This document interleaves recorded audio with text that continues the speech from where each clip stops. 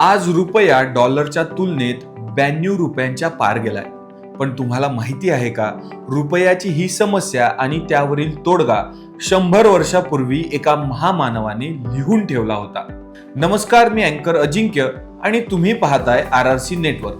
आज आपण चर्चा करणार आहोत भारतीय रुपयाच्या घसरणीची आणि डॉक्टर बाबासाहेब आंबेडकरांचे अर्थशास्त्रीय विचार याबद्दल. 10 एप्रिल 2026 रोजी रुपया 92 रुपये 90 पैशांच्या ऐतिहासिक नीचांकी पातळीवर पोहोचला. कच्च्या तेलाचे दर वाढले, जागतिक तणाव यामुळे सामान्य माणसाच्या खिशाला कात्री लागली.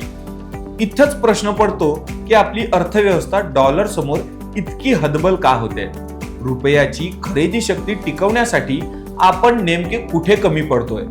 बाबासाहेबांनी 1923 मध्ये the problem of the rupees या ग्रंथात स्पष्ट सांगितलं होतं की जोपर्यंत चलनाचा पुरवठा मर्यादित राहत नाही आणि त्याचा खरेदी विक्री शक्ती स्थिर राहत नाही, तोपर्यंत रुपया मजबूत होणार नाही.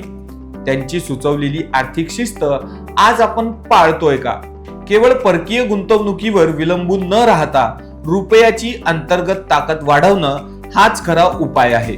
हे बाबासाहेबांचे विचार आजही देशाला दिशा देणारे आहेत.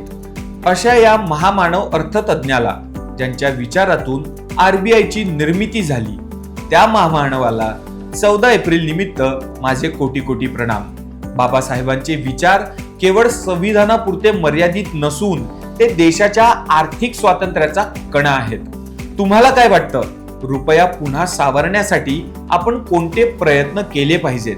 कमेंटमध्ये नक्की सांगा आणि अशाच माहितीपूर्ण व्हिडिओसाठी बघत रहा RRC नेटवर्क.